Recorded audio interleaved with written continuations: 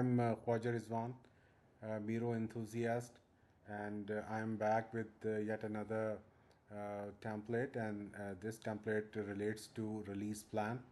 I have used a slightly different approach in defining this template. When you are going to visit this template, you'll see this welcoming frame where all the sections are presented, and all these sections: release scope, key features, milestones, dependencies, and go to market plan, and they are all hyperlinked to their respective sections. So when you are going to click on this small icon with an arrow, it will take you to the respective section. Now in this case, when you're going to click it, it will take you to the release scope. So I have defined the template first, defining each section in detail, along with the pro tip how to fill the template, and then followed with an very elaborated example on Spotify release plan, AI playlist generator.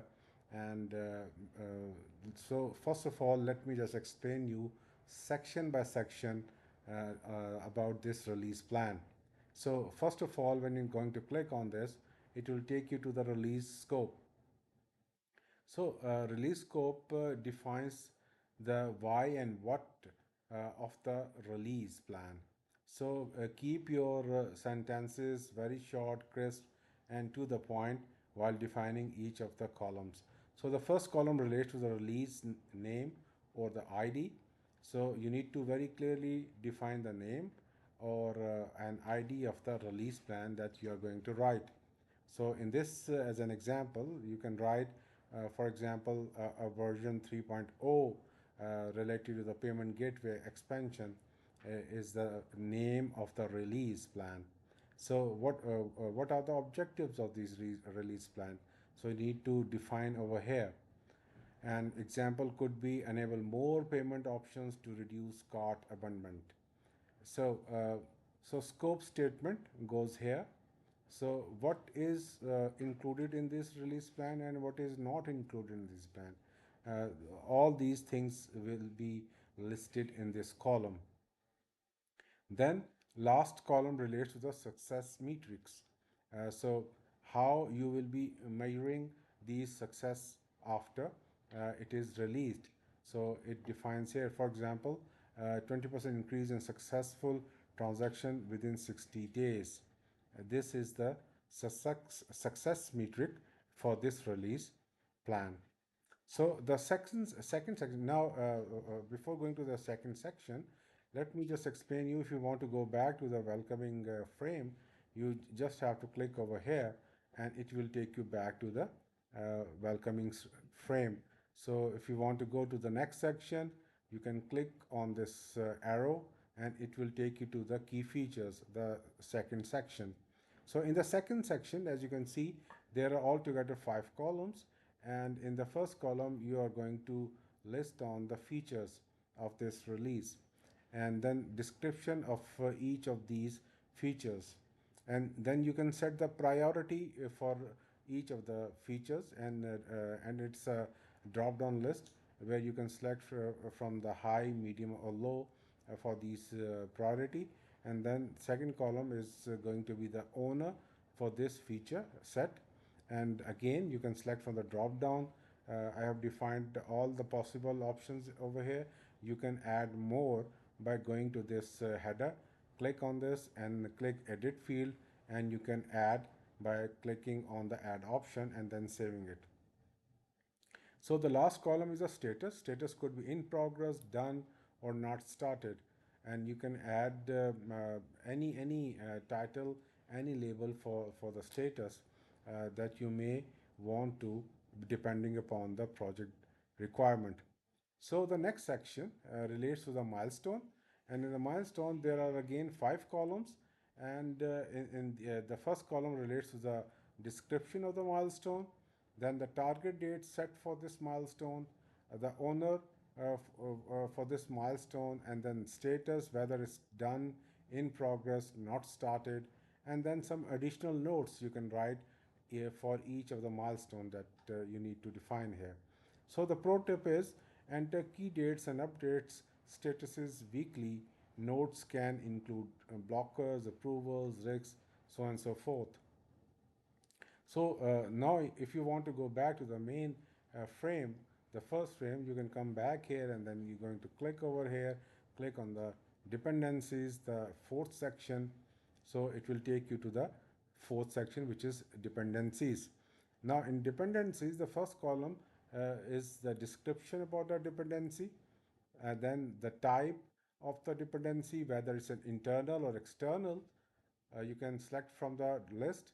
Then again, owner of this dependency, then the risk level of this dependency, whether it's high, medium, or low, excuse me. Then the mitigation plan for this dependency. And again, as I said earlier, the pro tip could be focus on the risks outside direct control and always provide a mitigation plan for each of the dependencies, whether it's going to be a backup, escalation, or time buffer, or any as per your project requirement. Now, the last section belongs to the go to market plan. And in the market plan, you're going to define the activity for the market plan, then the owner of this activity, then the target date that you have set for this activity, and then the channel that you are going to use for this marketing activity. And again, I have included all possible marketing channels over here. You can add more as per your requirement, project requirement. So any additional notes, go to this last column. And the pro tip here is that cover activities across marketing, sales, support, PR, etc. And always use target dates to align with the milestones. This is a key to this market plan. Now let's go to the example. And for the example, as I stated in the start, that example that I have taken is related to the Spotify release plan AI playlist generator. So let me just go to the first section. And the first section, you're defining the name. And in this case, I have defined AI playlist generator version 12.5. The objectives are defined here. Then the scope statement, what is going to be included in scope and what is not included in scope, or what is going to be out of scope for this release plan. And then what are the success metrics once this release plan is done. Then the key features. And for this example, I have defined 7 key features over here, and the description for each of the feature that I have defined. Then I have set the priority for each of the feature. In this case, it could be high, medium, or low. Then owner for each of the feature. And as I said earlier, that you can define or add more owners for your project requirement. And then last column relates to the status, and status could be in progress, not started, or done. Now, the third section belongs to the milestones. And in the milestones for this project example, I have defined altogether 10 milestones, starting with the architecture and design approval, and it goes up to public launch of the product. And I have set a target date for each of the milestone, and then owner of for each milestone, and what is the status of the milestone, whether it's done, in progress, or started, and some additional notes for each of the milestones. Then we go to the next section, which is dependencies. And the first column, you will be defining the description of the dependencies. And for this example, I have taken altogether 7 dependencies, and whether this dependency is external or internal, you can select from the list. Then who is the owner of this dependency, then the risk level for this particular dependency, it could be high, medium, or low, and the mitigation plan. This is very important. You need to define a mitigation plan for each of the dependencies for this project. And lastly, the go-to-market plan. And for this, I have defined altogether 10 activities, starting from the pre-launch teaser and up to the phase 2 roadmap definition. And the first column, as I have already mentioned, the description about the activity, the owner of the activity, then the target date. This is very important. Without a target date, your go-to-market plan is useless. So be mindful of defining the target plan very carefully for each of the activity. Then you will be selecting the marketing channel that you are going to use for each of the activity that you'll be performing. And for the sake of the example, I've defined as many marketing channels as they could be available. So you can add or delete any marketing channel as per the requirement of your project. And the last column relates to the notes. You can define any additional notes in this last column. I hope you like this template as well, as I have done my previous work. So keep coming back to my channel as well on YouTube for more exciting templates that will be coming soon.